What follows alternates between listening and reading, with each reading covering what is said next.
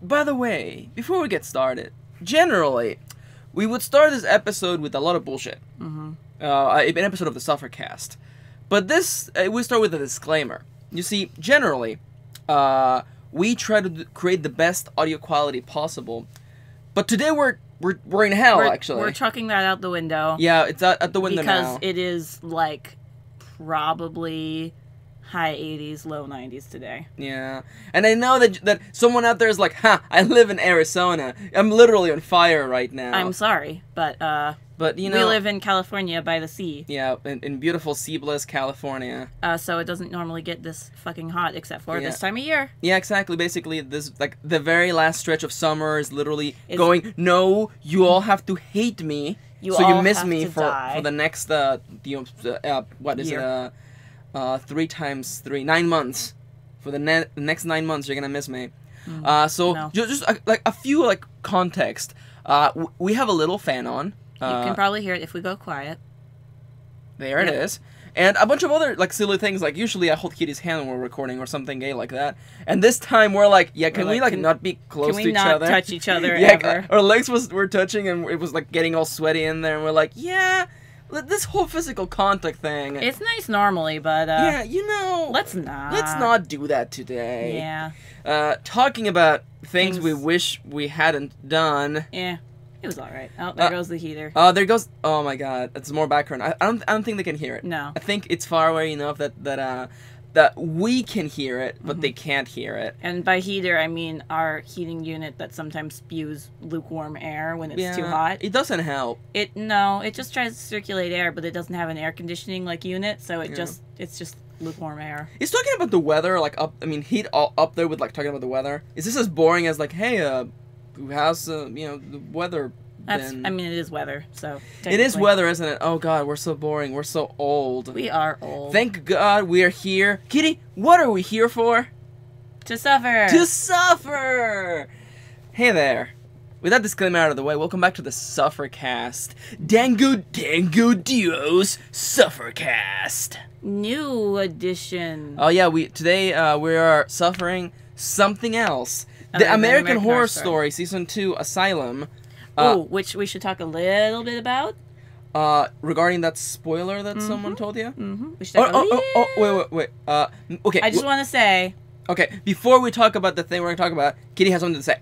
I just want to say, we recorded that episode that you guys saw of SUFFERCAST 2. Yep. That night, a friend came over and spoiled us for the end of Season 2. And let me just say, I was right. We're not going to talk about the spoiler. No. No, but let's just say Kitty was right.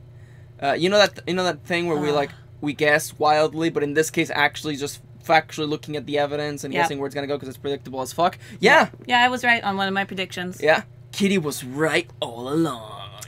I have to rub in when I'm right because when I'm right, it feels good. Also, okay. I have one more thing because I didn't tell you the thing that a friend of the channel, Kendra, told me. Yeah. Friend of the channel, Kendra, notorious enjoyer of the SUFFERCAST. Notorious Widowmaker main. Also our dear to our heart, our Attack on Titan apologist, told us that she found a podcast that gathered like different writing teams for different shows, and there was an episode on the writing team behind American Horror Story. And apparently, I haven't listened to it, but she listened to it, and she was like, yeah, it's really bad. It really gives you an insight into how the fuck that show is so bad. Things such as like people going, yeah, people love violence and they love sex, so why not give them both? Ugh. Yeah. This isn't Game of Thrones. Yeah, so here's your sexualized violence. It's like, yeah, no. It's like talking about like all like the things. I was like, oh no, yeah. So like, how do we work incest into this? And I'm just like, yep. This makes sense. Ugh. Yeah, this makes sense. I'm like, I don't want to get to the incest. A part of me wanted to be like, oh no, maybe it's just Ryan Murphy and Brad Fulchuk, but being giant assholes and being like, no, you write the show this way, but no. I mean, giant assholes will hire other assholes to write for them. That makes sense. Well, that's why Moffat's seasons of Doctor Who are pieces of shit. Yeah, assholes attract. That's just a physiological fact. Yep. Physiological? Psychological? Whatever. Well, what's the thing for physics? I think that would be physiological. Would it be? But isn't that related to the body? Yeah. Physics is stuff in motion. Is it? Hey, you know what we're not? scientists. No. No, I mean, I did get a degree in sociology, but that is a social science, not an actual science. Yeah. For science? Question mark? For science. So, American Horror Story will return next SUFFERCAST. Next SUFFERCAST. We're gonna watch a bunch of that and then report to you our findings. We might. I don't know if we'll finish the whole thing. We'll see how bad. Looking at how bad it is, I think it's impossible that we can watch anything more than 3 episodes in one sitting without just having to like. But I also kind of want to get to the end, so I'm like, let me just tell you guys I told you so. But yeah, I mean, like the way your friend explained that plot, that like reveal, I don't think it happens at the very end. I think it builds up to that. Yeah. Like I'm pretty sure we might just see it literally on the next episode. Probably. I mean, knowing American the subtlety of American Horror Story. It's not knowing for subtlety. Subtle. So today, as you've seen by the thumbnail, by the thumbnail, album cover, and the album cover, I am gonna make it a different, Cool. I am gonna have the best character on that thumbnail, and probably a meme face or something. Yeah, it's fair. Today we're going to be giving you our thoughts on 2017's Netflix exclusive Death Note. Death Note. So Murder phone. So before we jump in, I want to let you know because we actually have to... Stop touching me, please. Oh my god, I'm sorry. I put my hand on your hand to be like, wait, we have to actually do the checklist. That's fair. We want to let you know that this podcast is in part funded by our Patreons. If you want to get these podcasts early, like literally listen to them and download them on your phone early, you can check that out on our Patreon page. They are also available for download there. That is patreon.com/Dango Duo. There should also be a link in the description of this YouTube video and the post, and also on the digital file. Yeah. Like the MP3 file actually has like our address on it. Nice. The other thing is that I am proudly announcing, well, not fully announcing yet, but we're working on. Releasing this as an actual podcast you can subscribe on iTunes and stuff like that. We have found a hosting site that is not SoundCloud, because is SoundCloud dead? I don't know. SoundCloud is a little limiting. And it's also a little limiting. I found a really nice hosting site that is free, because listen, it costs money, and I'm like, we're kind of mostly doing this for fun. Let me tell you something. There is no money in podcasts.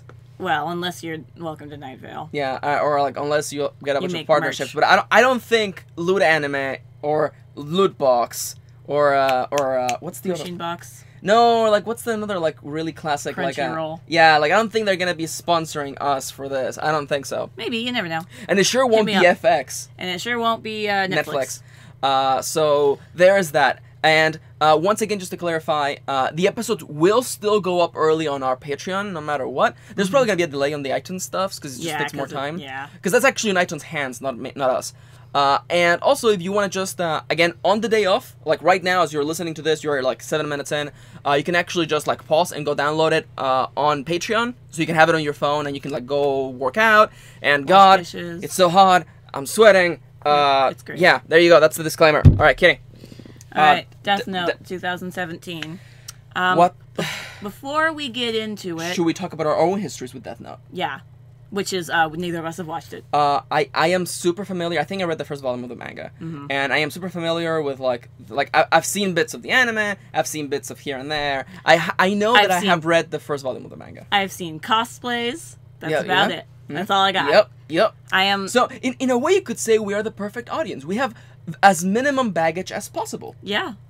It still fucks it up, but... Oh, and it's also incredibly badly written, but that's, certainly. And very inconsistent. It's super inconsistent. So I guess it's weird, because we're not doing, like, a formal, like, editorial review. We're just going to be talking about how bad it is. Yeah. So right now, if you want to go and actually watch the Death Note movie, you can go do that. It's free if you are subscribed to Netflix. To Netflix. How do I even... Is it worth sitting down to watch? Because, like, everyone that I know has described it as, like if you... And this is where the joke murder phone comes from. Because we were joking that, like, if you erased all the Death Note from it, and you made it, like, its own American original idea, teenager finds... Not a Death Note, but a phone, and you can send God texts, and those texts kill people.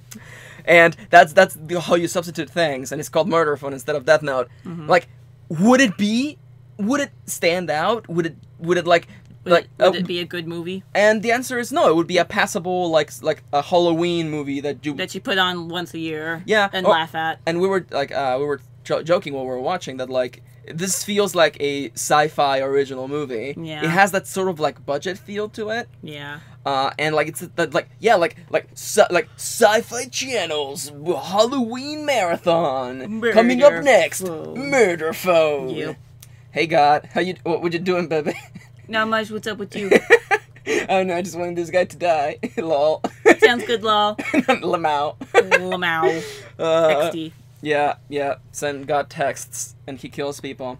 Now, for those of you who don't know what Death Note is all about, Death Note was originally a manga that got turned into an anime, into a live-action play, into a live-action Japanese movie, into a live-action drama, and also a Korean movie. Yeah. There's also like light novels, I think, too. Yeah. So I guess there's one thing I want to clarify right now. There's people that I know that really love Death Note, and like they were all very clear on the fact that they wanted to give this movie a chance because there's been so many incarnations of Death Note. Mm-hmm. You kind of get to pick whichever one you want. I think there's like 2 versions of the anime? I forget. No. And even like the anime doesn't cover all of the manga. Because it hadn't ended at the time of the anime. So as most anime of those days did. Yeah. So like there are so many versions of Death Note that like, oh, it's an American version. Give it a try. Yeah. And that's...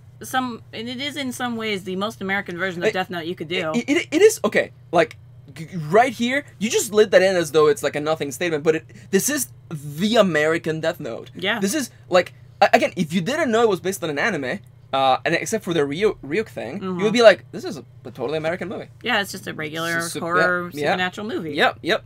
But Death Note, for those of you who don't know, basically revolves around the idea that there are these like death gods, Shinigami, exactly. That translated like kind of directly as Grim Reapers. Yeah, in a way. they're supposed to be Grim Reapers, but they call them death gods. Yeah, and they sound way more badass that way, so I call them that. That's fair. And like one of them, called Ryuk, drops his death note in the human world, mm-hmm.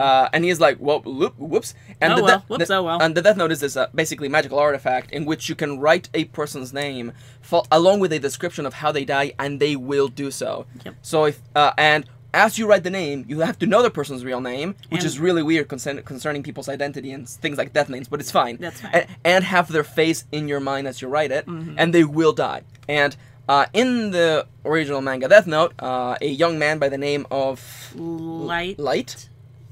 Why did we pause? I was trying to think of his last name. Yeah, fuck if I know. freaking a high schooler named Light. Who's a genius and like the most popular boy and like the smartest and the coolest. I don't think he's popular. Is he? No, he's like super smart. Oh, and like he's the kind of character I would make the joke about like, oh no, his dick is the biggest. He's got he's so big, you guys. Well, that's just only after he kills people. Yeah, exactly. But yeah, he finds a death note, and his father's a detective, and he ends up using the knowledge that he gets from his dad to kill a bunch of basically like mass murderers and big criminals. Mm-hmm. And the big crux of the story is when, after doing a bunch of this, Light is confronted by a mysterious detective. A very quirky detective called L.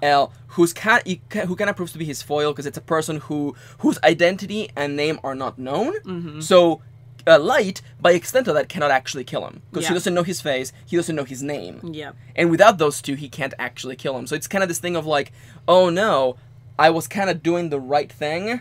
Yeah. But now there's someone after me, and that's someone that I can't just use my magic powers to get rid of. Yeah. And that's kind of the central struggle of Death Note before it becomes kind of stupid magic, but that's fine. It's fine. Yeah, that's like it's like a crime kind of show. Yeah. Crime manga almost. What's that other word? Were you say not noir? But it's definitely a like you could have turned this into like a crime show. Yeah, where exactly. like here's the baddie of the week that Light has to deal with, although that really wouldn't make much sense for the format, but it's fine. It's fine. We also did think this was going to be a show, but then it turned out to be a movie. Yeah, I actually also thought it was going to be a show, but it turned out to just be a movie. Yeah. Which I think is better. I don't think I could have watched like a season of this. No. Unless Willem Dafoe was in every single episode all the time. But then you can't afford that. No. You can't afford that. Ain't nobody got time for that. Ain't nobody got the money for that. So can we just say this right now? William Dafoe is the best part of this movie. I'm gonna let you choke on that joke. Kitty, that felt really funny because it's Dafoe, the best, but not really. Willem Dafoe was the best part of this movie. His performance is amazing. It contains the subtlety that you needed in the rest of the goddamn performances. But also the mystery, weirdness. The fucking quirky shit. Yeah. And the fact that, like, he don't give a shit. He just wants to see people die. Yeah, exactly. And he's down for whatever. He's down for DFW. Down. Yep.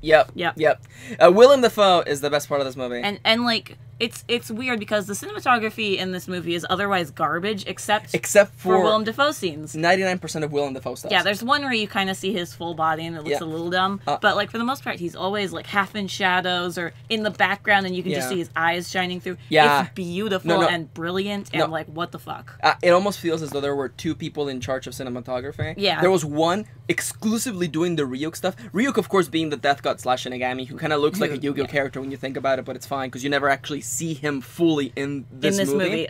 Which is one of, except for one scene. You see like the back of his head. One little scene, yeah. But aside from that, not showing you Ryuk is such a good choice because it lifts him as this mysterious being, especially again in all those shots where he's out of focus and all you can see is like his glowing orange eyes. Or like his outline, which is great. Because that's like, I mean, I haven't read Death Note, so I can't be like objective about it. But like, Ryuk is kind of like a dork in the manga, like from all the scenes I've seen. No, what I remember from him is like it's kind of just like a giant like dork. And I think that's supposed to be like juxtaposition where he's like this guy who can kill anything and everything, but he just wants a Game Boy Advance SP. Exactly. The silver one, kidding. The silver one, especially. So like he like it feels like it kind of ruins. He kind of becomes like comic relief really, in a way. And I love that they kept him creepy and like and dark. And this here is where the good things end in this movie. Yeah. They begin and end with Ryuk and Willem Dafoe. I would you recommend watching this movie just for Willem Dafoe?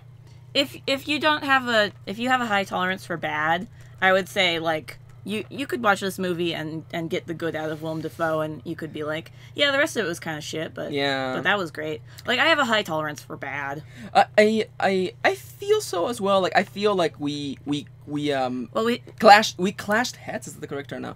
We disagreed in some things about Death Note. Yeah. And I think that shows our different thresholds because I had different thresholds for different kinds of badness. Yeah, and I have different ones as well. And there were things where I'm like, yeah, I'm willing to like for one, I'm willing to let the ending of this slide. And I am not. Yeah, so like that shows like the polarity of this. Yeah, I was pissed at the ending. Yeah, and like right now, I don't know exactly how to tackle this. Do you want to just go chronologically, just talk about things as they come to us? Let's go sort of chronologically, and then we can branch off from there if we think of something. So the movie begins with we're in Seattle, by the way. Yeah. Oh, by the way, we're in Seattle. In case you didn't know, it rains a lot and people drink coffee all the time. That's Seattle. And it's always thundering. Yeah. So that's so bad. Yeah.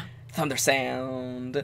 So we come upon a high school. Yeah, and we're introduced right off the start with our protagonist, who they have immediately fucked up. So let me just tell you. Let me tell you something right now, okay? Light from the Death Note anime and the manga. He's like a normal kid. No. He looks like a normal the kid. Paradigm of him like. You should think of him as your Pokemon rival. He's better than you. Mm-hmm. He's smarter than you. He's way prettier than you and more popular than you. That's right. He's like that's what like centering on him was kind of interesting because like he's like super perfect. Mm-hmm. And then you have this kind of like dorky looking guy. This like wimp, but they try to make him cool by like having him like and smart by having him do other people's homework for money. Oh, see, he's so cool. Except he doesn't actually finish the homework, but okay. It's fine. Yeah, I like that video that was going on Twitter, just actually also pointing things out. Yeah, and I it's like solved for X. Yeah, and it's exactly. like, you're getting $20 for this piece of shit? Yeah, no, that's bad. Yeah. That's really bad. And also the cinematography immediately shows how shitty it is by doing like slow motion while he's handing out the homework and getting the money. I'm just like, what the fuck is happening? Do you get it? He's cheating. He's so smart that he can cheat, you guys. It's fine. Yeah. Also, can we just talk about the fact that he has frosted fucking tips in 2017? This was not a good idea. Okay. Brooklyn Nine-Nine has learned me of frosted tips. Like before I would have been like, that's kind of dumb, and now I'm like, no, they are a sin against this earth. I feel like it retroactively dates the movie. It makes me feel like it's an older movie. Yeah. Like this came out in 2007 or something. That's fair. Like it's so weird seeing someone like that doesn't happen any no. That's something. Because no one does that anymore. No. Unless you're Guy Fieri, but even then, like, who cares? Guy Fieri is an exception to every rule. Exactly. It feels so weird to have this character who's sold to you this cool person who would somehow smart guy. willingly get frosted tips. Yeah, it like immediately ruins his character, and also the hilarious faces he makes. Yeah, he makes like I don't understand. Are we supposed to feel sorry for him? Are we supposed to think he's cool? Because I don't think it's achieving any of those. I believe we're supposed to feel sorry for him because of things that happen later. Yeah, but also he's kind of like an idiot. Like, I don't know. I'm like, oh, gee, I feel so bad for this guy who made these choices and, like, walked himself into this corner. I mean, like... And he's also an idiot, by the way. He's also kind of an idiot. He's not really presented as smart except for that one scene where he's doing other kids' homework. And that's it. That's it. This is the part where it feels really American, where it's like, well, we need a bonding scene. Okay, one bonding scene. Here you go. You people, two people laughing. No, we need to establish that she's bad. Because she's smoking on once and never again. Yeah. Oh, by the way, there's a girl in this movie. So you know she's gonna end up jumping on his dick, and that actually that happens really fast. That happens to be fair. Incredibly fast. Within the first 20 minutes, she's on his dick. Well, like within the first 20 minutes, we have like covered most of the story, and now we're into like the things get out of control kind of part of the story, which is interesting. I believe like that's probably the most interesting part of Death Note is the things are out of my control. Yeah, and that's the thing that like movies don't do that. Movies don't show you like. Or I guess media doesn't show you it's hard to commit to that stuff. It's kind of like showing the first 5 minutes of the zombie apocalypse. No one shows that because it's like, I don't know. It's like it's too much. It's too big. I don't know. But like the idea of like, oh, what happens when people start believing in this concept of Kira? Yeah. But anyhow, we'll get there. So we have like a scene of like the main kid gets beat up, and who cares? It's fine. Because he kind of tries to defend this other kid. He tries to defend another kid, which but whatever. Really doesn't feel like right. No, it doesn't, because okay, when I saw him cheating and making money, I didn't think he was smart. I thought he was slimy. That's fair. Yeah. So I'm just like, what? Oh, he's also like he honorful or something? I don't know. Yeah, I didn't buy it. It's very conflicting and doesn't. Yeah, you don't buy it. Yeah. So at the end of all of this, he ends up in detention. Yeah. Like let me just cut you through like to what 10 minutes of bullshit. Yeah. He gets in trouble. It doesn't matter. Oh well, the Death Note falls and the Death Note grabs it and then. Oh yeah. And then he goes in detention. Yeah. And that's when he finally like reaches into his backpack and is like, "What the fuck is this?" Yeah. So he looks at the Death Note, which looks like every like edgy kid's notebook. Mm-hmm. Basically, the book in which all American Horror Story ideas get written. Fair. And he's like, oh, it's got rules and some shit. Got, like, oh, that's weird. Rules oh, that's weird. And then like suddenly he feels a presence. Yeah. And he like gets up. He's like, what? And the like fuck starts is looking, and we get like a tiny wee little glimpse of Ryuk. You get like the little outline of his spiky shoulders. And that's it. And that's amazing. It's great. And then like the room starts getting all crazy. And then everything is crazy papers flying everywhere. And then he's screaming. This is the point in which like, if you want him to be cool, all he had to do was just stand there kind of like almost deer in the headlights, kind of like, what is going on? Is this supernatural? No, he starts screaming. He has let me out. He has a formal freak out. Yeah. And he's like, and it's very high pitched too, which does not help. Yeah, I'm like that plus his face plus the frosted tips, and I'm like, he is a giant and the faces loser. he makes while he screams is bad. Yeah, and then he hides under the desk. And then Ryuk just tosses the desk, which is great. Yeah, he just like tosses it out of here. He's like, what the fuck, kid? So we get formally kind of introduced to Ryuk. Yeah, and also this is the one that follows to the first death, isn't it? Yes. But now before we do anything, I love the fact that like that room gets formally fucked up, and we never talk about it ever again. No teacher is ever like, what the fuck did you do this room? Yeah, what the fuck did you do this? Well, I mean, to be in the movie's credit, quote unquote, there is a death that happens at the school, so I'm assuming that's a little bit more of a big deal than a room getting trashed. But still. But still. So does not forgive. So Ryuk shows us that apparently he has a thing for apples. Whatever, it's fine. It's not Twilight. A thing. It's okay. Yeah.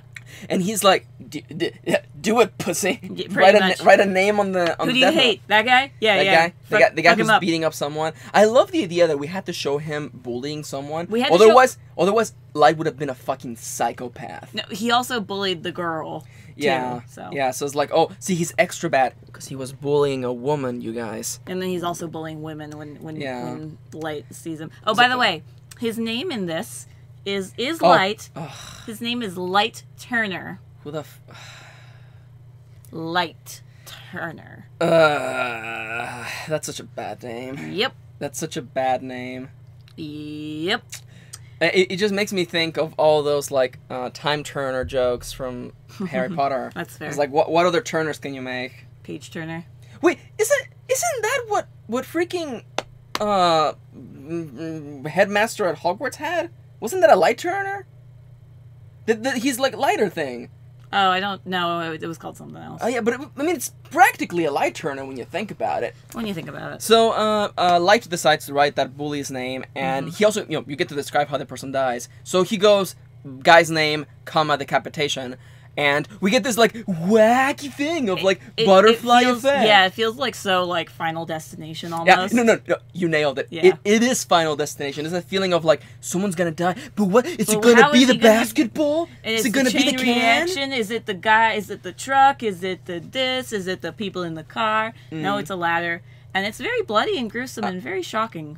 And we have a lot of gore. We have a lot of gore, and it's all front-ended. In the first, like, 30 minutes of this movie, there's a bunch of gore, and then never more. Never again. And I'm not gonna lie to you, the gore is where it kind of feels budget, because it feels like sci-fi movies gore where it's clearly a mannequin filled with red jelly. Yeah. And then, like, when it's like you see like blood doesn't have the viscosity of blood. It has the viscosity of water, and I'm like, yeah, it's just red jelly everywhere. So, like, to me, it looked a little fake. And I know that someone others like, actually, that's like the highest grade of gore you could have. No, it's super good. And I'm like, I didn't think it looked that impressive. And honestly, the gore felt kind of out of place. It felt super, like, tacked on. They were just like, I don't know, what's in horror movies? Gore. Gore. And his head just, like, it just, like, bounces off. Yeah, bounces off a couple times on the ground. Yep. So, yeah, no, Light is all kind of like, oh, well, this is fucked up. And then we just cut over to him being at his house. Yeah. We forgot to, like, establish before, but as in the manga as well as in here, his dad is a detective. Yeah. But of course, because this is American, his mom had to die. Yeah. Due to the hands of, like, a criminal who is now a mobster getting out of who's gotten out of jail and out of that crime, and he's untouchable. Untouchable. Yep. And I like I mean, there's things in the casting that I'm like, Willem Dafoe. Oh my god, my phone fell. Willem Dafoe. Best casting. Yeah. Willem Dafoe as Ryuk is fucking amazing. It's great. I actually kind of like the casting for the dad, because it's the most, like, American. He's like white a typical dad. dude, like, dad. No, like, if he wasn't so, like, kind of like bitter and dark and hardened, he could just be like your like no, I put him right up there with Bella's dad. That's like American dad right there. Yeah, he is very like American dad. I'm surprised we didn't get a shot of him holding like a rifle or something. It's a Seattle, nobody owns rifles. I mean, you're not wrong. Yeah. And also, I actually, just to drop this here, I actually do really like the casting for L.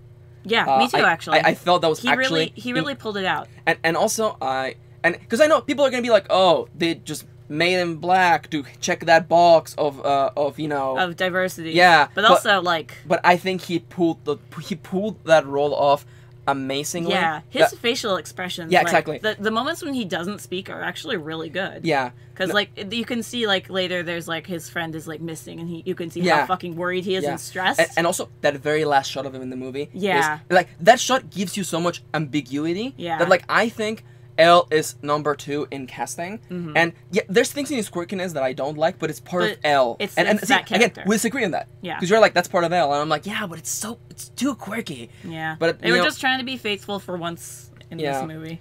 But anyway, so Light of course is like, oh, I'm gonna kill the guy who killed my mom. Yeah, because we were just talking about it the day before. And I love the idea of like, wait a minute, let me just stop dinner to talk about how my mom was killed by a mobster and how you don't feel anything anymore, Dad. So, of course, Light takes the files out of his dad's safe. Which is such a quick scene that establishes so much later on. Yeah, you missed it. I just barely caught it.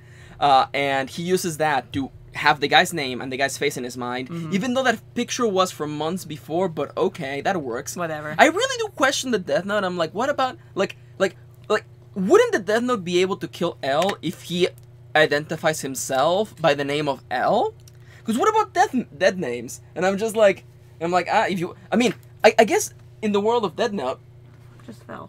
I think your backpack fell or something. I don't know. That was very strange. It's fine. Like in the world of There's Death a Note, ghost, it's fine. In the world of Death Note, if you want to be immune to Death Note, just be trans. Yeah. Done. Yeah, you're done. Done. Yeah, pretty much. Yeah, I'm sure this is also a problem with the manga as well. Of like, you know, is that your name? Is that how you identify? And I'm pretty sure that's why they have like 80 rules in the book. Yeah, that's fair. I'm sure one of them is like, oh, if you change your legal name, that also counts. That's dumb. but then again, like every time I want to question how dumb the Death Note is, I just remember that it's just Ryuk actually kind of manipulating like fate or whatever to have people die, and it's just a big fucking game. So who cares, right? That's fair. And I'm like, it's just like Ryuk is just being an asshole. He's just like, I don't know, let's like, kill some people. Yeah, you humans are what so are fun. You, a pussy? Yeah. Doesn't he actually say that? No, the girl says that. Our Misa, who is Mia, because we can do Kira, but we can't say Misa. Oh my god.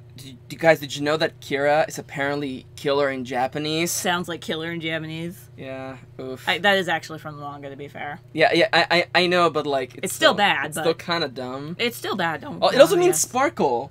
Kira. Yeah. Well, so, two of them. I mean, together. yeah, but not, I'm just not like, singular. I mean, like, I guess. Kira.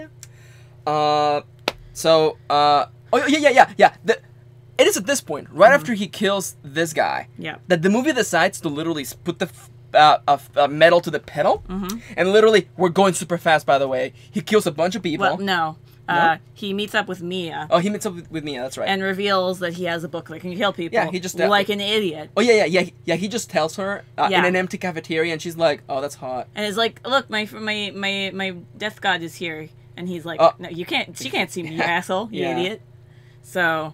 yeah, but then the movie starts going super fast because she's like, oh, we should kill all these nasty people, horrible people. And so they, like, fuck and look up people's names. Oh, yeah, literally, like, and I love the fact that, like, they show Light not knowing how to kiss or how to, like, touch a girl. Yeah. So it's just kind of like, okay, he's kind of useless. Okay, yeah, that's fine. They really don't pull off the, he's a smart character. Yeah, After that I never got it. Tiny scene. Even that particular scene, I'm like, I don't know. Like, wouldn't a smart kid be doing something else? I don't know. That's fair, I don't know.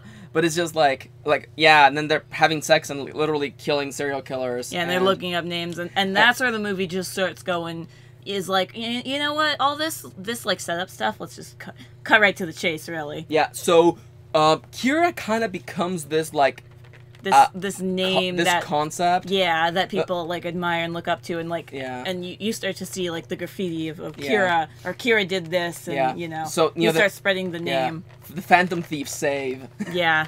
So literally, Kira saves graffitied over the archway of a church because symbolism. Yeah. So, did anyone say God complex? Haha.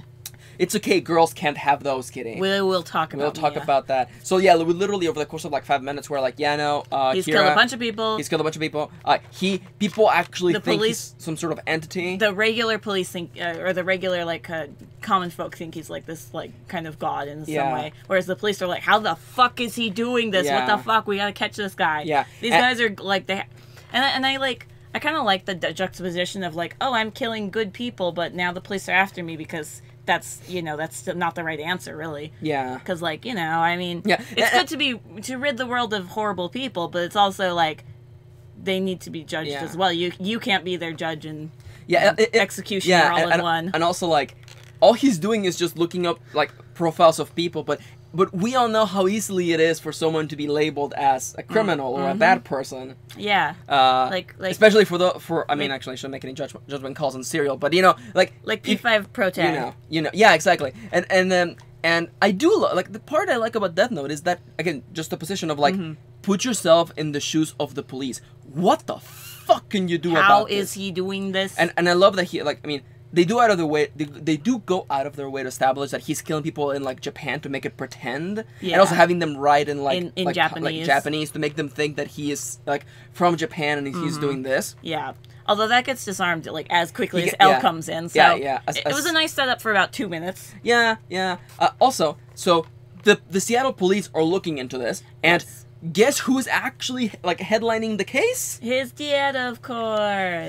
Also, by the way, just really quickly right now, in the regards of establishing things and cinematography, holy fuck, they fucked up establishing what the fuck he was doing. Yeah. Because they first show you the plot twist or the punchline before the setup, because the whole thing is that they think that that Kira is a cop. Is somehow in the police department because he has access to all these criminal profiles. And the detective dad is looking into the cops, and that's why they fucking hate him. Yeah. But what you see first, the first thing you see is his room, office, like, trashed. all trashed, and literally like fuck you. Yeah, like fuck you written on the board, on a whiteboard that has the name of a bunch of other cops. Yeah. Now, and then when you meet L, he actually explains. He actually explains what the fuck that was. So let me just tell you, that's not how you set up. That's fucking stupid. I don't understand who saw that and go, yeah, that makes sense. Yeah, this is a solve for x equation that you solve backwards. It's okay. It's fine. Don't worry about it.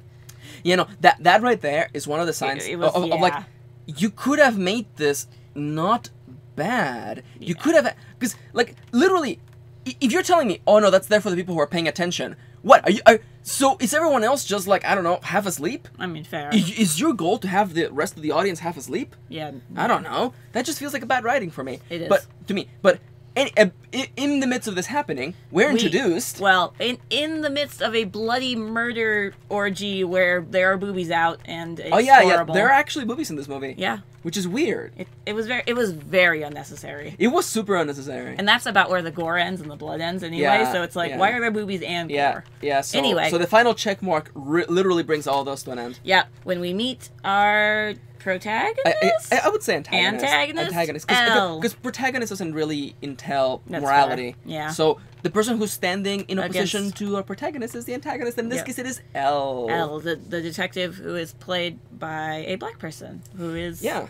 Like I said, his performance is probably is one of the better ones. Yeah. For sure. And there's a bunch of little things that, again, are there in place to make, I guess... There are things that are not immediately stated, like, why is he covering his face? That's kind of weird. But then you realize, he has already kind of solved that you need to have your face be online. And your name, thus, hence, the nickname. Yeah. Does he do that in the manga? Does he cover his face? Oh, he actually sends someone else to pretend it's him, and Kira kills him. That's how he figures that out. Yeah, that's the one thing I remember in the manga. Whereas, like, oh yes, my name is L. And then like, and then Kira looks it up. Oh no, my name is L, and no, I am L, and my real name is this, and then he just does that, and fucking the guy dies. That's fair.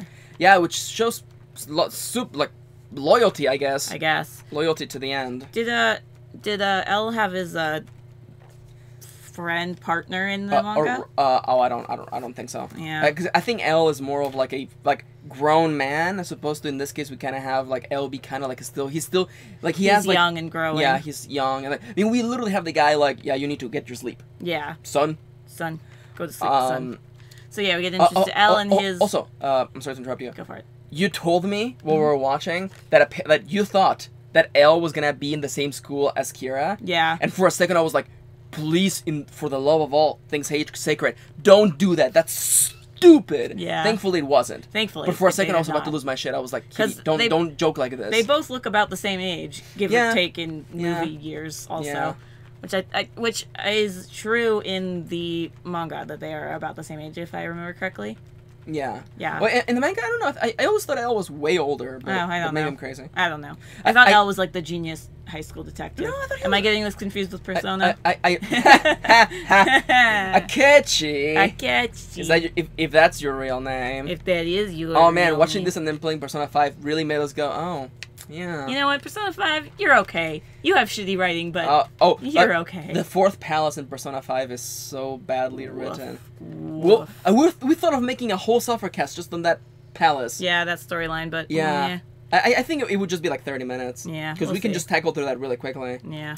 It's literally just like Alibaba, Makoto just knows things that nobody else knows for some reason. And then Akechi's third star event. Yeah. And like the backwards telling of the ending with Futaba's mom. Yeah. It's kind of told backwards, which is kind of weird. Yeah.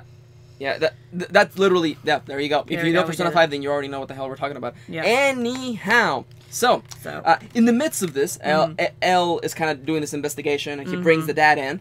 And he's like, oh, I've determined that you're one of the possible suspects. Yeah. And he knows the person is in Seattle. Yep. He knows that they require a face and a name. Mm-hmm. Because all the criminals that he's killed had records of them in some way, shape, or form, have all been in the media. Yeah. So he knows that, they have to at least be known for him to kill them. Yeah. And Kira's dad goes back home. Mm-hmm. And he, of course, tells his son. He's like, yeah, I know they put this guy in the case, and we're looking into it. He's really quirky and weird. And Kira, if I remember correctly, goes up to his room, and Mia is literally like, yo, your dad is looking after you. Kill him, pussy. No, that's later. Is that later? That's later. I'll have them close in my notes. Oh. That's fair. Oh, no. Mia is like, okay, kill all of these cops. Oh, yes. Kill everyone behind the investigation. Because they involve the FBI, and the FBI start trailing people, including Light, because that's one of the suspects. And the dad's like, what the fuck, man? And it's like, I'm sorry, he's one of the suspects. Oh, yeah, that's right. And, so this whole FBI thing. Yeah, and Mia's like, kill them all. Yeah, I mean, we don't know that it's Mia who did it. Well, no, Mia says to Light, you should just kill them all. Mia's like, kill them all. And then, because then they won't know who it is. Because if we just killed the one that's following Light, then that would be obvious. But if you kill them all, and Light's like, I don't want to do that. Yeah, and then Light's suddenly like, whoa, we don't killing people. Killing people? Yo, slow down. I mean, to be fair, as far as this point, he's only killed people who have done bad things, quote unquote. Yeah, and isn't that such a great, I don't want to say white god complex thing, but it's like, I only kill people who are bad. Yeah. Who defines that, Light? Is it you? Yeah. I love that, walking on that line of whether, are we psychopaths? Oh, Mia totally is, but that's fine. So right after Mia tells Light to kill all those FBI agents, somehow they die. No. I mean. Oh yeah, you're right. Yeah. We see Ryuk kind of just like laughing, and you're supposed to assume that Ryuk did it. Mm-hmm. Later on, you learn that it was Mia. It was Mia, of course. It was. Which is funny because I thought only the person who got the Death Note could write on the Death Note, but apparently that's not true. No, I don't believe so. So Mia did that. So clearly things are going to shit. Yeah, they're all dead. They all jumped off the building. Yeah, they all gathered together and jumped off a building. Yep. And then that's when that's when Light's dad Light's dad gets on like, TV. I will find you, and you've done these horrible things to these FBI agents, and you're not gonna get away with this, and blah blah blah. Yeah. And like, we're not so different, you and I. It's right, and it's like, I'm gonna find you. I know you're out there. I know you're watching. I'm gonna find you. And then Mia's like, all right, we gotta kill your dad.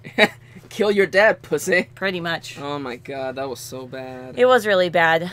And it's like I like that part of it because it's kind of like L pulling the final trigger. Yeah. Where it's like, all right, so if the dad dies, then we know it wasn't L or Light. But if the dad doesn't die, it's like then it was Light. Yeah, and I like that scene actually of the dad sitting on a bench, looking super like tired and almost scared. Yeah. And then L is like, you haven't died. Yeah. So I think you're good. Yeah, I think you're good. And then that's when I think in a scene a little bit later, L confronts Light. Yeah, at a coffee shop. At a coffee shop. But not before we see Light reading over ancient Japanese like history books that feature, I shit you not, like old Japanese woodcut paintings of Ryuk.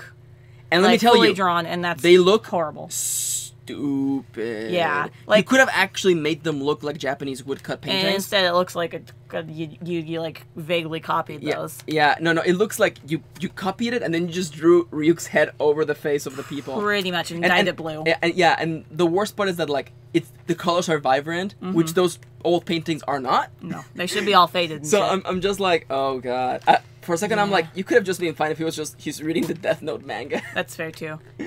Like that was like one of the worst parts of the movie because it just takes you out completely. Yeah, no, it really is. It's just like what why is Ryuk wearing samurai armor?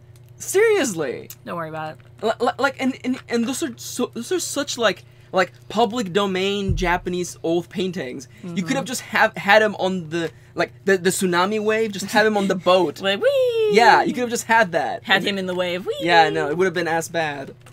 Would have been better because you probably wouldn't have been able to see him. Yeah, so fully. Of course, as he's reading that and just enjoying a cup of coffee at Starbucks. Starbucks. Yeah, Elle literally like shows up, sits weirdly on a chair. Because that's what he does. And it's all like, sits weirdly. yeah, you're Kira. And like he takes a chance and reveals his full face and he's like, oh, yes, what are you gonna do about it? Yeah. You don't know my name. Yeah, so you can't kill me. Yeah. And he basically tests him, and Kira's like, I don't know what you're talking about. I am a simple 16-year-old boy. Yeah. I'm just doing my homework. And then of course he comes back and is like, he knows, and Mia's like, let's kill him. Yeah, but we don't know his name. Also, there's so much rain in this fucking like. There's so much rain and thunder. Also, by the way, in that scene when he meets Mia. Mia is standing out in the rain, literally 2 steps away from the porch of the house that is covered. Yeah, just to be emo. No, but we had to have them kissing in the rain, Kitty. By the way, you haven't made Oh yeah, Tobey Maguire. This does feel like Spider-Man 1. And it's which is funny because it has William Dafoe in it. I think that's part of it. I'm like, this really, you get that feeling of like... He makes those same kind of expressions of pathetic wimp that you're supposed to be rooting for? Question mark? Yeah. But you're like, I don't know about this. He's kind of a weenie. So, this is just Spider-Man for a new generation. Yeah. Or really, the mask for a new generation when you think about also, it. But possible. anyhow. But so, yeah.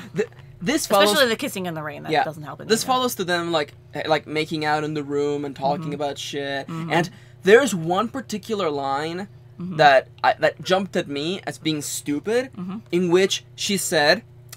I was a cheerleader. Nothing mattered until I met you. And that's supposed to mean something. And I'm like... And it means kind of nothing. Yeah, so let's play a game. Replace the word cheerleader with any other sort of... I was a blank. Nothing mattered until I met you. I was a neurological surgeon. Nothing mattered until I met you. I was a member of the military police. Nothing mattered until I met you.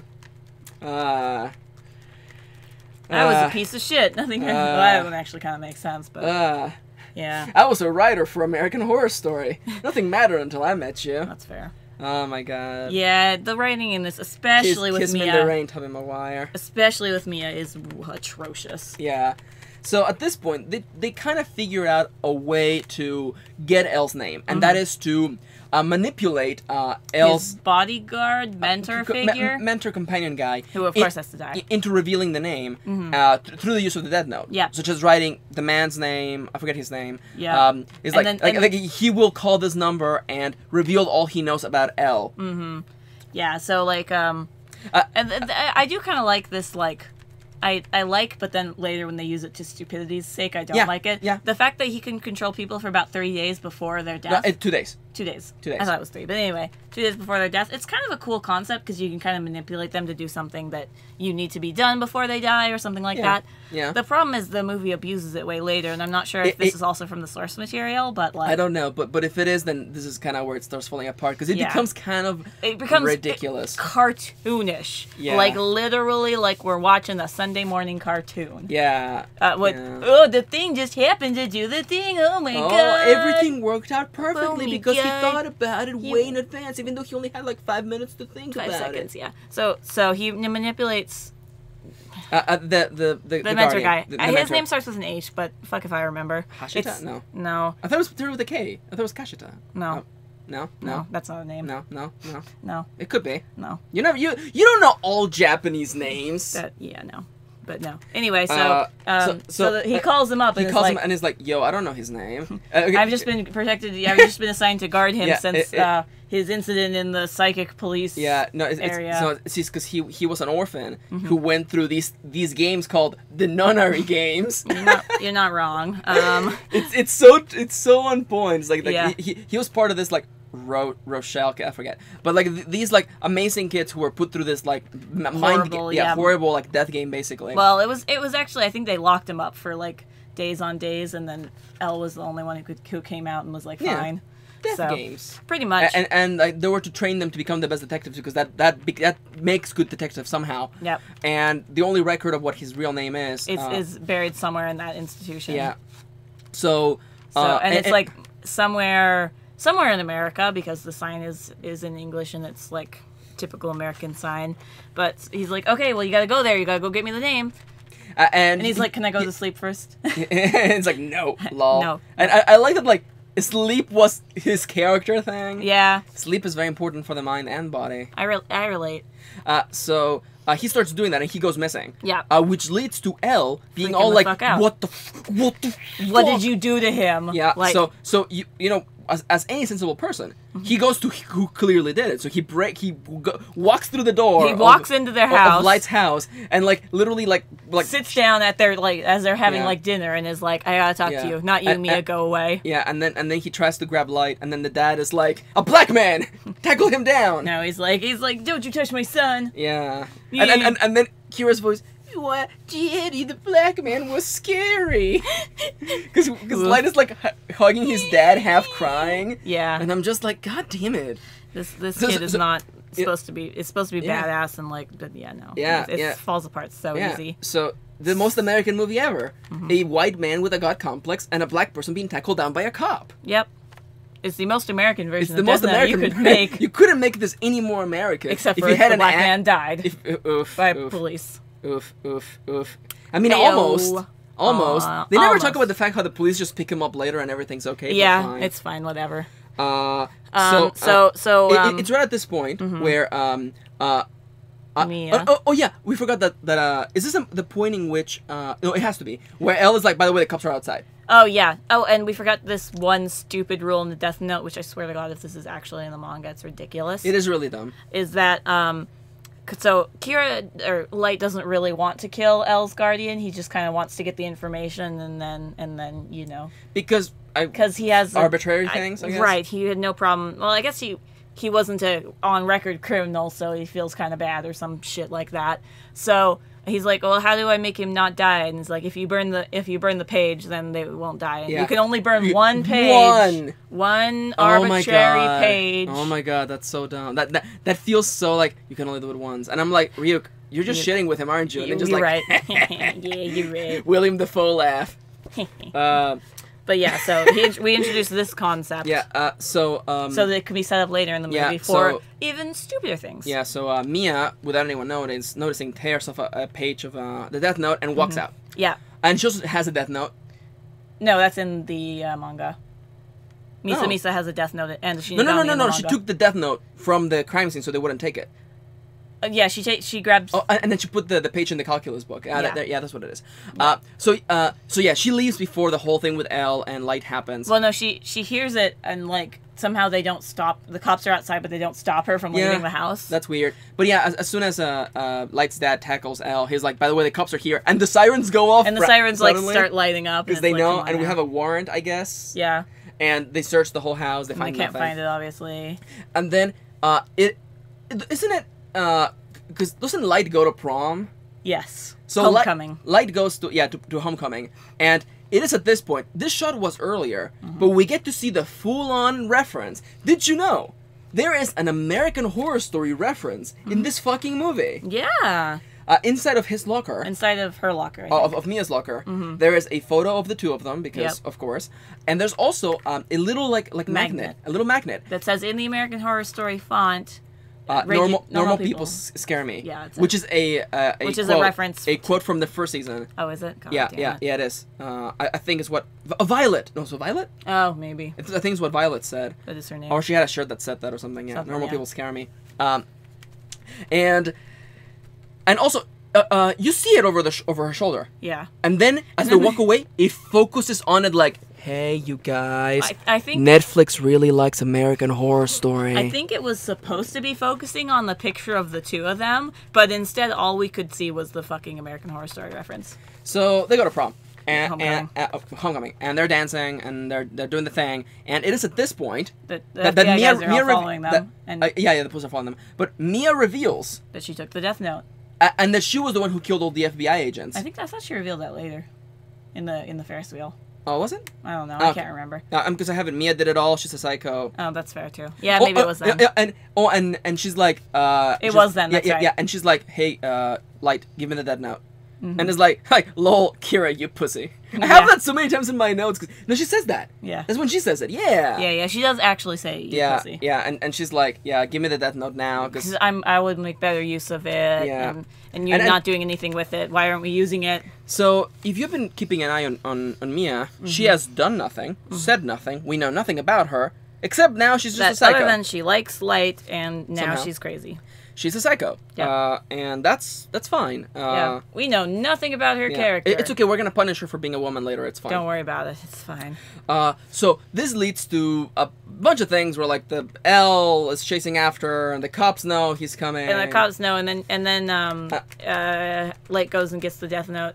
Oh, at this point, Light goes and gets the death note and tries to burn the guy's page, but the it's page not is there. gone. And then that's when he confronts her, and she tells him everything. And because we've been keeping track of what happens to the Guardian, he dies trying to get the name. Yeah. So he just... Yeah. That's over He dead. there. And there's literally, like, 3 minutes before the cops show up. And Light is, like, sweating bullets, and he's like, what do I do? What do I do? And then... I'm gonna go devise a plan. Yeah. Mia, meet me here with the death note. I'm gonna devise the most complicated plan ever. Yeah. And he writes it down, and then we have the longest chase sequence ever. Yeah, it's bad. It's like a solid 5 minutes of running through buildings in Seattle. And the funniest thing is that since they're going, like, upstairs, downstairs, through business, I bet they only covered, like, 2 blocks of ground. Yeah, but it takes what feels by the way, like forever. it's Elle and Kira, or Elle and Light chasing after each other. Yeah. And then the police chasing after both of them. Yeah. Because the dad is like, we gotta protect... Elle is Light. No, Elle is Kira. Yeah, Elle is Kira. We gotta protect my son because he's after him, and Also, so the police are chasing them both. Yeah, and they go through, like, 3 businesses, 5 coffee shops. It's fine. It's Seattle. Of course, there's rain, but no one ever slips or eats shit. Yeah. It's fine. Ever in this movie, to be fair. Also, can we just talk about the fact how, like, Elle's Guardian and Elle have, like, a gun with light on it? That is weird. What the fuck is up with that gun? It's like a regular gun, too. I think. Yeah, it's weird. You never, I don't think he's... Let me just tell you real quick. Shoot it, yeah. Doesn't the chase sequence try to do the whole, like, it's one-shot thing? No, right? I don't think no, so. No, doesn't try to do that. No. But Thank yeah, God. Spoilers. That goes on forever until Elle and Light end up in an alleyway, and then, like, a random like restaurant worker is out, and then he's like throwing trash or something, and then Elle's like stop him! He's Kira. He's Kira. And then the random baker slams his pan over Elle's head. Elle's head, knocking him out. And then he turns to Elle and says, Light.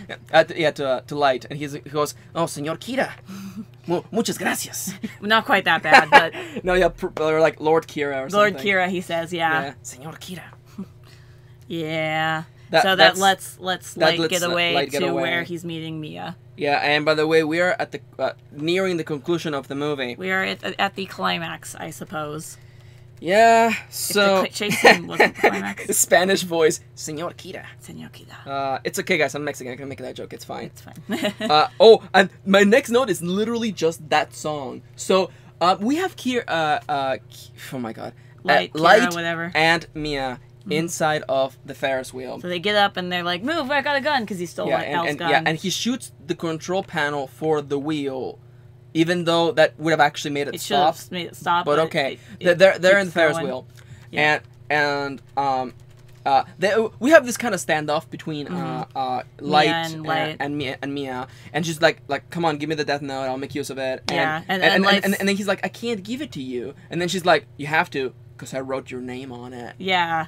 And he's like, what the fuck, you bitch? And it's like all high-pitched, too, of course. Yeah. Because it's not serious at all. Yeah. And also, like, hey, you guys. She's a girl. She can't have ambitions or anything. So time to punish the fuck out of her. Because, okay, what did I write down in my text to you the next morning? Let me go read it. Because it was I love that, like, Light wanting to keep the death note, or Light killing people with the death note is not seen as, or it's seen as righteous. Yeah. But her wanting to take it from him.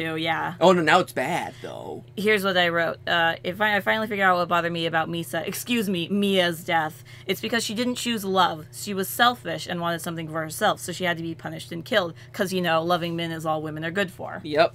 As American Horror Story have taught me, women only have babies. Sex are the vessels for sexualized violence or love men. Yep. Girls can't want power. They have to be girlfriends and wives and mothers. Yep. That's what American Horror Story has taught me, Kitty. That's what media in America has taught me. Yeah, I know it's bad. Let's dismantle that shit. Burn it down. Yeah, I know. Like, but so of course Mia has to die. Yeah, because she wanted power. Kitty texted me that like the morning after the while morning, she was working. I was doing my money counting in the office all alone, listening. Yeah. For the mob. Yeah, listening to my music, my Love Live music, and I was like, you know what? That's what. Because the night before when we watched it, I couldn't put my finger on why this pissed me off so much that she had to die. Yeah. And that next morning, I was like, oh, of course, it's because she didn't choose to love Kira more than she wanted power, so she has to die to be punished for not loving Kira.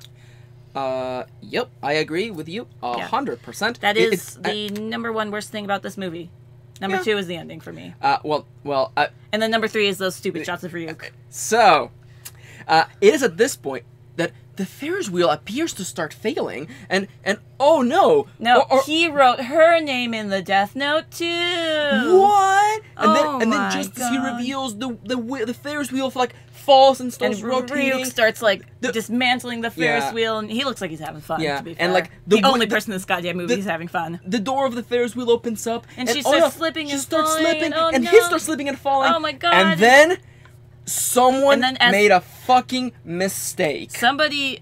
By the way, the music in this anime this movie is atrociously bad. It's actually a really bad choice of music. It's horrible. Like none of it fits. None of it fits, and the pinnacle of how bad it is this moment right where here. They both start falling from the Ferris wheel. Everything goes slow-mo, and the song plays. I don't want to live without your love. And let me tell you something. And they do that for a solid minute, by the way, too. By the way, that song does not fit. That song is the song you play when the homecoming like finishes and you're together finally. Yeah. And that's a happy resolution song. And I know you're saying I think they were trying to juxtapose but it's funny. Or you could have juxtapositioned it with something else. Yeah. Or had it be like a sad song like what you said. It's just almost too on the nose but so off tone that it doesn't work. Also, does he not want to live without her love, even though he wrote her name in the Death Note? He wrote her death. Yeah. Well, okay. Here's the twist of him writing her name. It's the fact that. Actually, we should clarify that. Like, she hits the ground, dies, and he falls into the water and is presumed dead. Yes. No. Well, I have a thing before that. Okay. Sorry, I thought you were moving ahead. No, not to that stupidity yet. Okay. All right. No. I'm sorry. While he was writing all of his shit in the Death Note of his like plans, which we'll talk about in a minute, his final crux was that Mia would only die if she took the Death Note from him. So she did, and she died. Can you put if statements? Because I feel like he wrote her death. Pretty much. Because like, what if there is no choice? They just become like I don't know. It feels weird because. What's wrong, honey? I'll go get him. It feels wrong because in any other instance of the person describing the death, the target of the death becomes this kind of mindless monster. Yanto, what is it? Is it hot? Okay. Hey everyone. What's wrong? What? He's so talkative. You okay, sweetie? Hey Yanto. You were out in the sun, weren't you? Hey Yanto. Everyone say hi to Yanto. He's our Russian blue gray cat. Russian gray cat. Russian blue. It's Russian blue. Yeah. Oh my god, I switched it up this time. Oh my god. Our whole relationship, the whole time I've met you, you've been like, Max, it's actually Russian blue every time I say Russian gray. And when I get it right, yep. We have switched places now. We have. Up is down, down is up. It's I love okay, Love Live. Sweet boy. I love Yu-Gi-Oh. Yeah. Oh, that's gonna. You want to play some Yu-Gi-Oh after this? That would be cute. Oh, that would be. Yanto, say something, Yanto. No, he's too hot. Poor baby. Hey, Yanto. Yanto, stop calling your mom, Yanto. He's not meaning to. He's trying to get comfy. So yeah, Yanto. So Mia dies. Yanto the cat. Mia slams into the pier. Of course, she has to fall into a like pool of flowers because she's a girl. Yeah. And of course. In her fancy homecoming dress. Yeah. So. It's okay, sweet. Oh, it's okay. What? What's wrong? Is it too hot for a little baby? No, he's like, Mom, stop talking about Death Note. It's a bad movie for bad people. That's fair. A light falls into the water, and then we see the Death Note floating in the water. Yeah, we see the Death Note flop down. like floating in the water, like like in the same style as The Mask. Yeah. Like literally, that's when I started making the joke of like, this is The Mask for a new generation. And we see a random person pick it up from the water and walk away. And we're like, what the fuck? What the fuck? So then we and then the stupidest fucking thing happens. I was yelling at the screen. I was pissed. The page from the Death Note that has Light's name on it floats very gracefully in a cartoonish fashion into a random barrel on fire and burns. Yep, that is stupid. Yes, it is. And I know what you're gonna say, but Max, the ending. Yeah. It's still stupid. Still stupid. That doesn't make it better. Also, didn't Ryuk say that, like, you cannot write things that are unrealistic? Also, can you just describe all the events that happen? Because, like, can you control inanimate objects too? Yes, apparently. Apparently you can. Even if they don't relate to the death? That's weird. Apparently you can. Okay. So, apparently, Light's been in a coma for 2 days. Yep, he comes out of the coma and explains, and his dad figures out that he was Kira the whole time. Yeah. Because I like his little, like, way that he connected the dots. Yeah. Whereas the mobster wasn't the first victim, it was actually the bully at school. And that's what connected the dots for him. Yeah. But, so he reveals to his dad his elaborate fucking plan. Yeah. Okay, so... Which involves 2 people and that page in the Death Note. Yeah, so...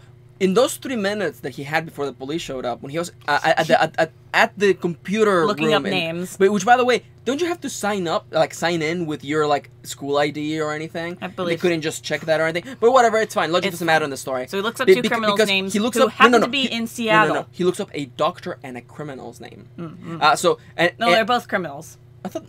No, because the doctor. Yeah, one of them was a pedophile, and the other one he did on like something. So he looks up 2 bad people. Yeah, and he writes in the Death Note in a way to manipulate the following events. He does not only manipulate Mia to, like, if she takes, I don't think if statements work in the Death Note, but whatever. Or she will die. Yeah, basically. Yeah. If she takes the Death Note and he. Oh, it's okay, honey. It's okay. What's wrong? Oh, honey. We're not fighting. It's okay. Come here. We hate this it's okay. this anime. Come here, Mom. Come here. What, Yanto? Are you suffering too because of the heat? Come here. Yeah, you know what we should get him? We should open up a can of food and just get him some gravy. Yeah. Oh, it's just okay. Just to drink something. Because cats are notorious dehydrators. Yeah. They're dehydrated all the time. Cats are bad about that. Yeah, they are. Get some water. Yeah. Get them wet food. That's where they get most of their One of my other cats that was at my mom's house, they would always during the summer when it was hot freeze a bottle of water so she could lick the condensation off the water and just put it right by her, so it kept her cool too. She was an older cat, so she loved it. Maybe Yenta would like that. I tried. Did you try it? Well, no, I tried putting an ice cube in his water. He just played with it. They also did that. We should totally do that. Because, like, I feel bad for Yanto because, like, he doesn't really drink. I mean, she loved condensation on drinks, so it was kind of like a cuddles. I know, bless my little baby. Cuddles. She was, like, the most photogenic cat. She was a model cat. Yeah, model cat. But yeah, anyway, so he Light manipulated not only Mia dying, the way in which Mia died, the way that he would fall off of the Ferris wheel, fall in the water safely. The page from the Death Note would get burned in the random barrel fire, thus negating his death. A random guy would find him in the water, and another random guy would get the Death Note and deliver it to him. No, and the random guy who found him was also a doctor, and it sedated him into a 2-day coma. So that when he woke up, the Death Note would be there, and he would be all set. And the guy who got the Death Note, the pedophile, would leave the Death Note on him, and then both of those guys would commit suicide. Yep, would both die because they were evil people. And then we catch up with the present. Let me tell you something. That's stupid. That is the cartoony levels of ridiculous stupid I was talking about. And let me tell you, it's not like I don't think the events themselves are bad. It's the fact that it just happens without you being able to, like, see it coming. Yeah. There's no setup. No way for you to predict this. There's one thing, I believe part 4 of JoJo does this, where, like, you can see the main protagonist's plan. He doesn't say it, but you can see what he's doing. The second John Wick movie actually does that as well, where, like, before the big showdown, the main character, prepares what's gonna happen, and you see it happening in reverse. That's cool. Sorry, I'm back here paying Yanto because he's really Yanto. sad. So like that movie, I feel like it pulled it off. Yes, it was kind of silly that he was leaving guns in a tunnel behind randomly, but it made sense once you actually saw the battle scene happening. AKA the problem with action scenes is that you eventually run out of ammo. And I like John Wick because it always makes a point to be like, yeah, no, like you actually have bullets in your guns. Yeah. Seeing him reload guns is so. It's so good. John Wick is a really good series of movies, you guys. Unlike this piece of shit movie. Unlike this piece of shit movie. So again, no, well, this is all happening. Elle. Remember, and during the confrontation with Elle and Light. Oh, it's okay, honey. I know. Are you happy now? I think he's happy. Anyway, during the confrontation with Elle and Light, he's like, wait, you've made a mistake. I want to explain everything. Light is saying to Elle, I want to explain everything to you. To think all this happened because of the goddamn page in the calculus book or some shit like that. Yeah. And Elle finally connects the dots and is like, wait, Light never had calculus. Wait a minute. What about his girlfriend? So he breaks into the girlfriend's place, finds the page that had the name of those people. Including Light's... Oh, no.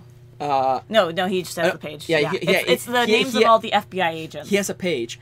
And that Mia ripped out. Yeah, and then by looking at the names, he goes, "Oh, this is how a page of the Death Note, and or how he was doing it." Yeah, and this happening at the same time as Light is explaining what happening, and the dad is like, and the dad is literally like, "So, are you winning, son?" Yeah, he really doesn't like.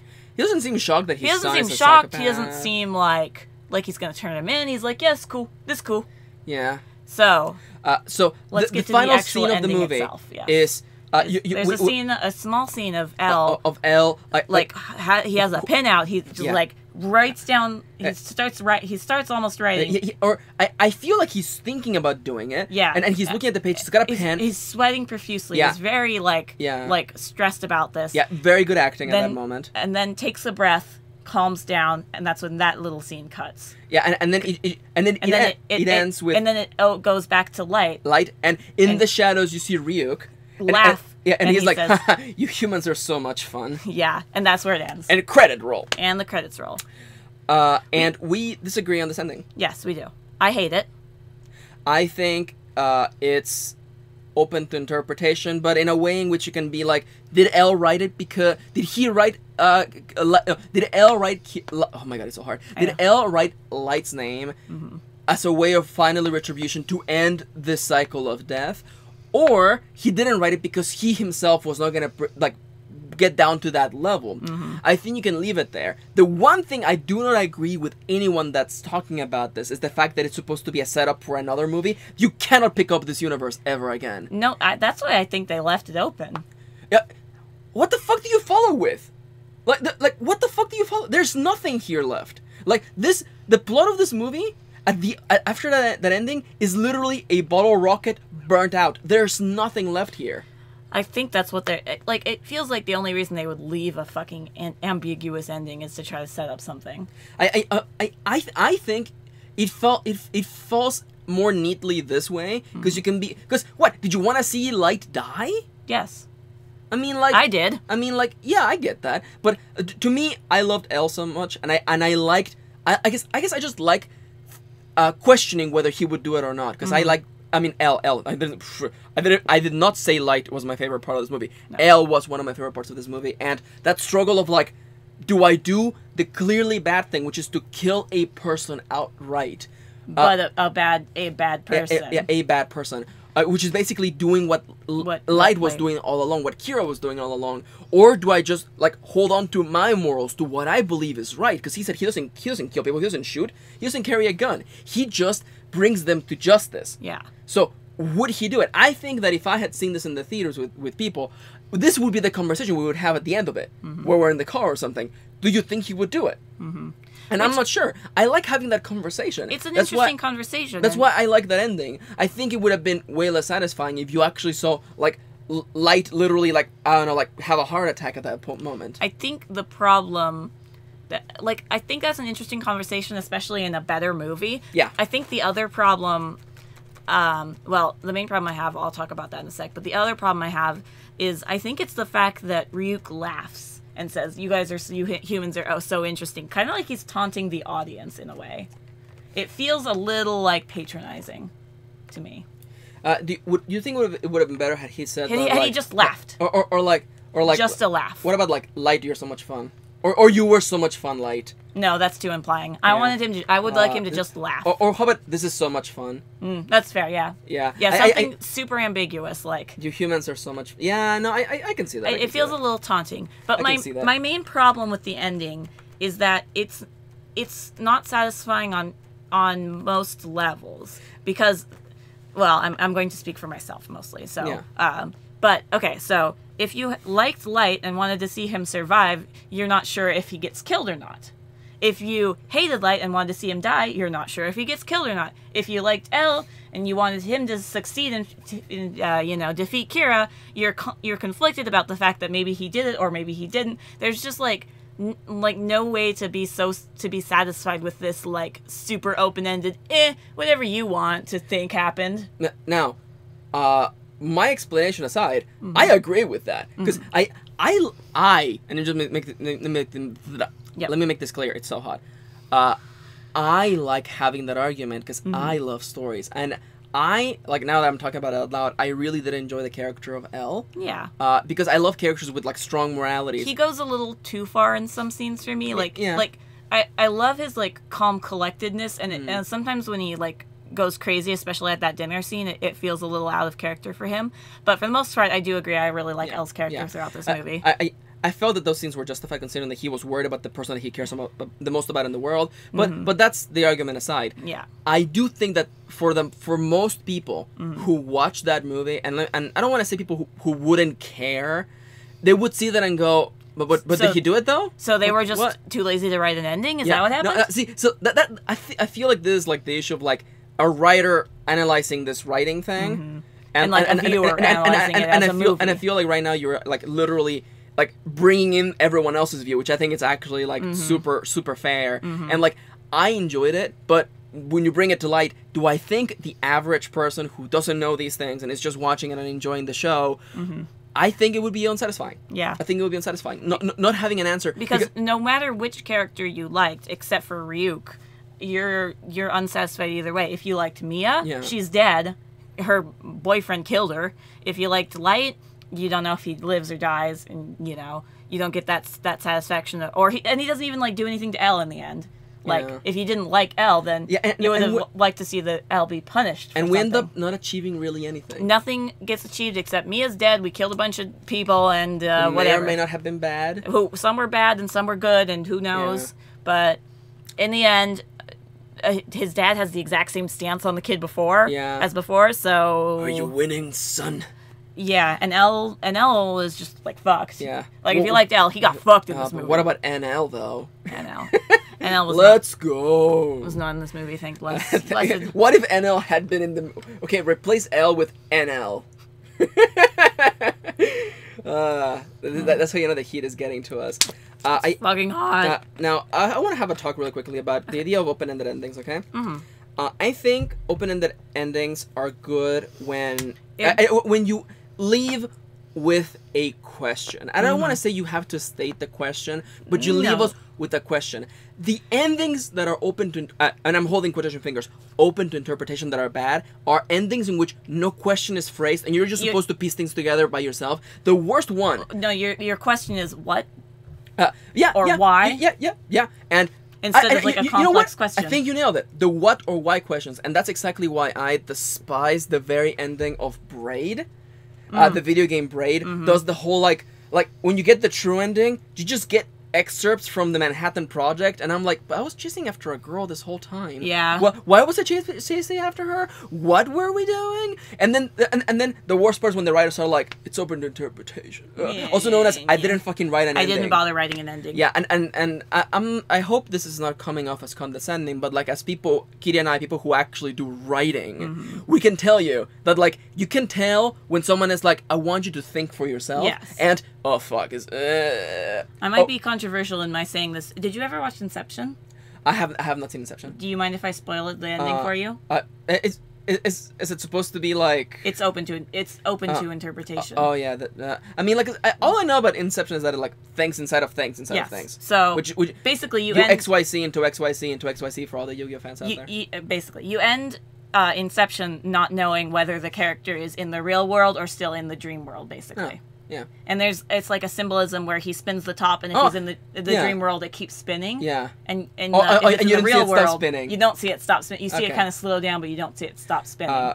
Now. And then the other thing I was going to point out as an open-ended ending that I kind of like is the Last of Us ending.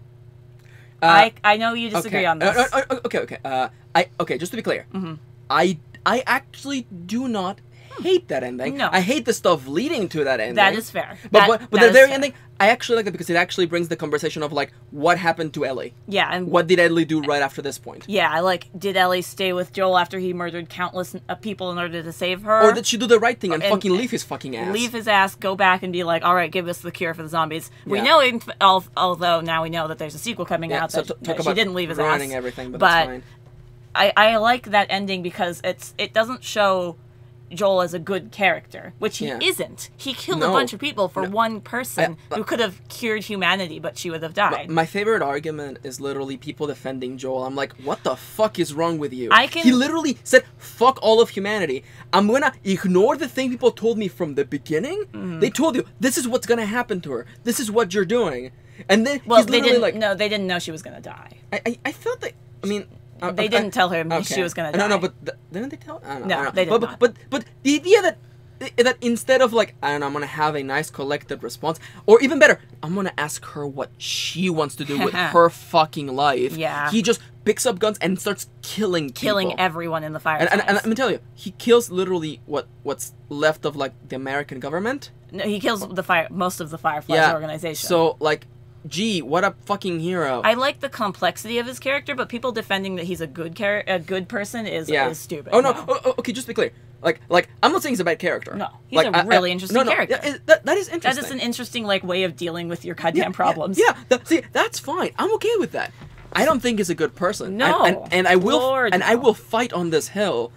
The defending that he is not a good person. That he is actually kind of an awful person. Yeah, and that I don't think Ellie should have stayed with him. I don't think Ellie should have fucking stayed with him. And I think that very last shot, when you look into her eyes, that's fear. She knows. Because she realizes that the things that he did for her. Or realization is what I always read into that. Is like, she knows what the fuck happened, and now she's like, what am I going to do now? Yeah. Now that I have to live with the fact that I could have saved humanity had I died, but this like asshole who I do like as like a father kind of figure, because I never had a father kind of figure, it has like taken that choice away from me, basically. Yeah.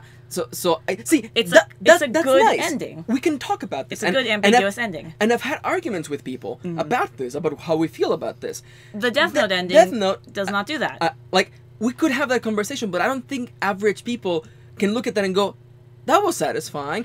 Most people that I know that have seen it have gone, yeah, that's a 6 out of 10 horror movie. That's a.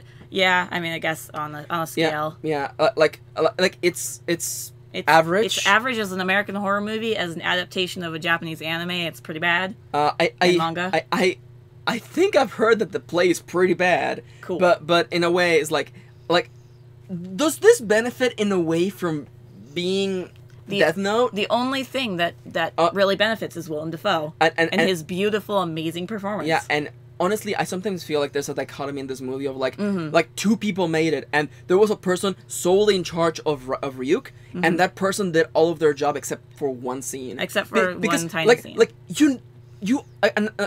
let's make this clear right now. Ryuk's design is interesting, but it's also super part of its time, because Ryuk is literally dressed like a Yu-Gi-Oh character. Yeah. He's got like 5 belts on. Or a Kingdom Hearts character. Yeah, or a Kingdom Hearts character. So like he's silly.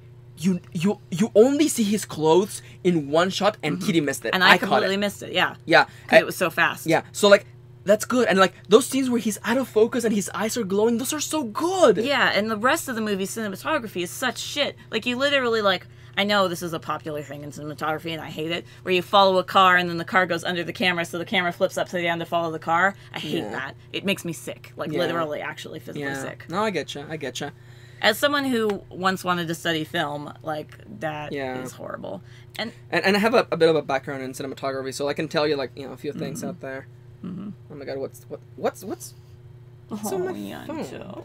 What's on my phone? Oh my god. Anyhow, so I had a couple of jokes that literally I wrote while we were watching, and the instant when the random person picks up the Death Note out of the water, I was like, and that's Stan Lee's cameo for this movie? That's fair. Stan Lee gains the Death Note. Yeah, I'd watch that movie. Are you winning, son? And then suddenly it ends. Yeah. And let me tell you, the current sequence is interesting until they start showing production shots that completely break character. Yeah. Like I was like, oh, are they gonna show like I don't know. I actually didn't think they were gonna show clips of the people because half of them are dead now. But but they actually show like in a movie that I had enjoyed, that would be cute. Yeah. Like you'd see them having bloopers and like trying to act serious and then laughing. Yeah. That's cute in a movie that I enjoy. I want to see the actors like, or in a playing. movie that made you feel that way throughout. So you'd be like, oh, that's a nice way of wrapping things up. In a horror movie, it's weird. Like, it's a little weird. Okay, guys.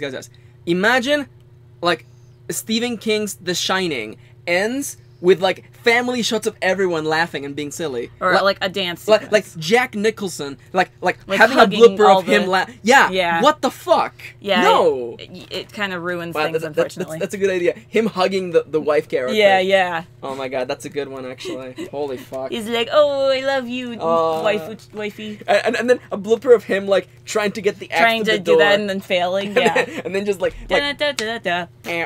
Yeah. So yeah, I mean. This is a weird thing to say, but in certain like serious situations, that kind of thing can work. Like, I'm just gonna say it, like hardcore like bondage.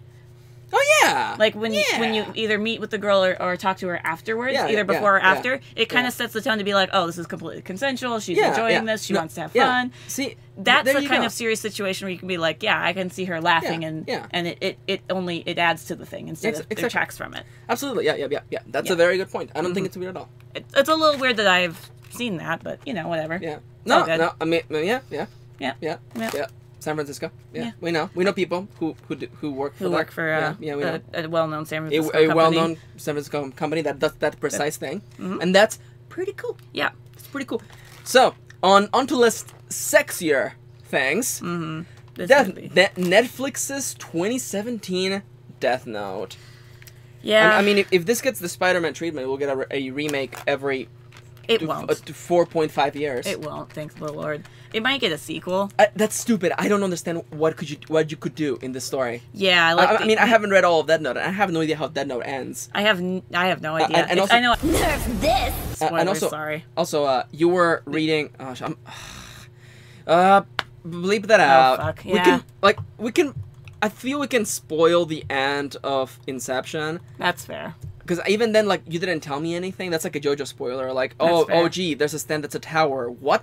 Like a phone? Like a telephone tower? Yeah, that's weird. That's fair. But like you said, you can't say that. But like, I can tell a spoiler of Death Note that we can say. I think is that Misa. Yeah, Misa has a Shinigami and a Death Note of her own. And her own Death Note. So I'm like, that's fucking weird. But we can't do that anymore because she's fucking dead. Yeah. So. No, I look at this and I'm like, this is a one-off. This is done. Yeah. I especially with the reviews it's gotten, I can't imagine that they're gonna want to pour more money into this. I mean, it's gotten them lots of views. Lots of views. People have been talking about it, which I guess there is no such thing as bad PR, right? Is what some people would say, but I don't think that actually counts for Death Note. No, I don't think so. But because this was pretty bad. Yeah. Also, can we talk about our own meme? Oh, of replacing that falling scene with different songs. Different songs. Look for that on our Twitters. Maybe? Yeah. Check out our Twitters because I think we're gonna work on that. We're gonna post on that soon.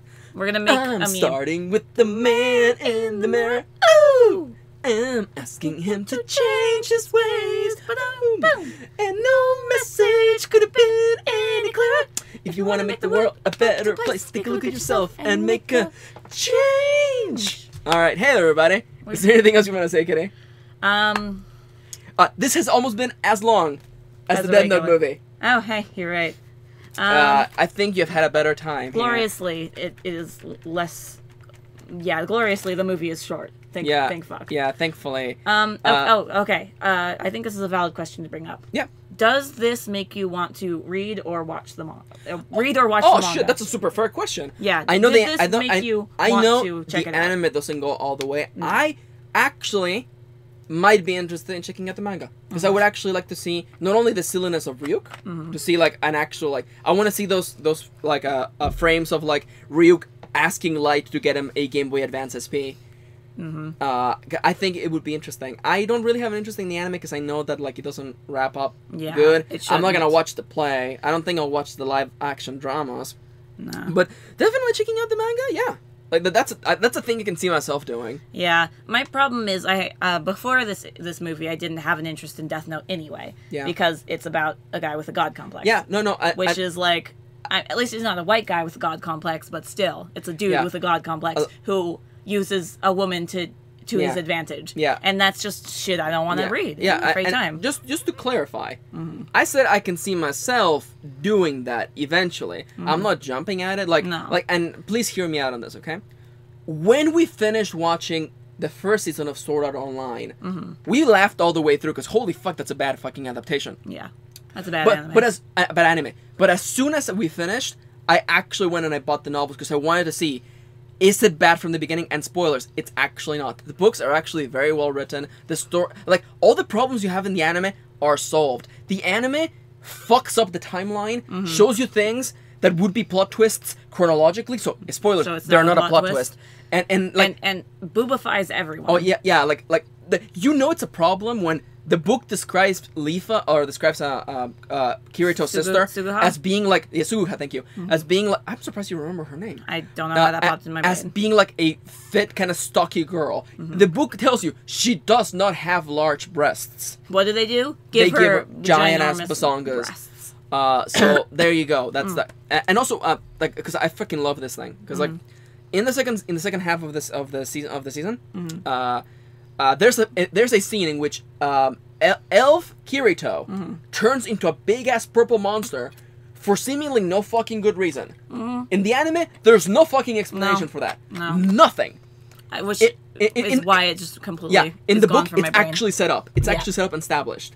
Because all the elves have special powers, and those elves have illusion magic, and he uses it before to become invisible. So, like, literally established early on. All the problems are literally like solved, and also the romance between Kirito and Asuna is way more believable in the book because it shows that it's being kind of a slow thing. Yeah, they know each other, they spend a lot of time together, they grow closer together. Anyhow, now that I've said that I like the novels, now my opinion is completely invalid, and that's fine. Hey there, it's fine. I like Love Live. Yeah, Love Live is... Okay, we talked about this. The writing in Love Live is actually, aside from a couple tropey things, is completely fine. Yeah. Nico's character arc is actually one of the best character arcs in that entire series. And it's effective, it's heartwarming, and it's touching. And just wait till you get to Sunshine's great third-year character arc. Holy shit. Yeah, like, I keep talking about this. And also... and also, there's kind of a certain charm to a character like Honoka, who is kind of just so driven and almost... In a cartoony kind of way, but also in a very human kind of way, very driven to the things she cares about. I understand that in a way it's waifu bait, and I understand that in a way, yes, it was a game, and then they added the story later. I get that. It was a concert. It was a live first, and then they added.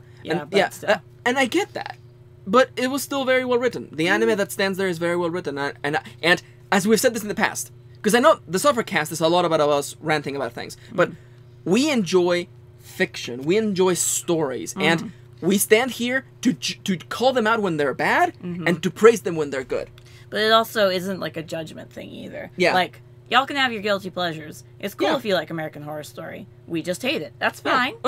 And again, like... If you guys find enjoyment in this shitty movie, then good on you. Yeah, and honestly, as we said, there are things in this movie that are not 100% garbage. Yeah. Like, William Dafoe is amazing. Yeah. He like, there could not have been any better casting. No. We were joking, I'm like, would Tim Curry have to pull this off better? I don't think so. I think, like, and it's funny because, like, the Spider-Man Death Note parallels are too strong. They're very strong. But, like, William Dafoe, Green Goblin, Ryuk, it just works. It works. It just so works. Well. So, there you go. Kitty, is there anything else you want to say before I give them the usual spiel? Yeah. If you guys want to watch the movie, It's free on Netflix. I mean, if you have Netflix, it's free, and I think it would actually make for a nice evening with your friends. Watch it and laugh at how bad it is. If you're really passionate about the anime or the manga, I don't think you'll enjoy it at all. Yeah, but then again, there are so many versions of Death Note that you pick and choose what you like. Yeah, I'm just saying, like, as far as a recommendation goes, like, if you're like very passionate, you've got like Death Note tattoos and it's very close to your heart, this adaptation is not going to be for you. Because it kind of makes characters that would otherwise be amazing and cool kind of look like wimps, and and I feel like Misa, fuck you. Well, fuck you, because you're not getting nothing out of that. Yeah. So there you go, Dango Duo's SUFFERCAST Death Note edition. As we're rolling into the outro, I want to let you know that first of all, if you want cool updates on what we do, and check out that Death Note meme that has probably gone up by the time this has gone up. Probably. Our Twitters are, the official Dango Duo is at Dango Duo on the description it's also in the description on this YouTube of this YouTube video. At Dango Duo, DANGO DUO. If you want Kitty's updates on what she's doing, and cute shit. Lots of retweets of cute shit. You can follow her at LadyKittyLynn on Twitter. And I am MistreKirin. MistreKirin, links in the description down below as well. I do writing advice, and I also retweet cute things that I see every once in a while. Did you know Dango Duo has an Amazon wishlist? It's in the description of this YouTube page, or YouTube. Yeah. Yes. Yep. It's really hot still. And also, we made this joke that when it's hot, you can feel the damage. You're taking damage. You can feel it. I can feel it right now. I can feel my HP ticking away, but it's fine. Yeah. Amazon wishlist. It has games and anime and Pokemon cards. And did you add? I keep forgetting. I keep forgetting. It's fine. It'll eventually have iTunes gift cards and like Blizzard gift cards and shit. If you enjoy our unboxings, we literally put up an unboxing of a anonymous Dango who sent us a gift.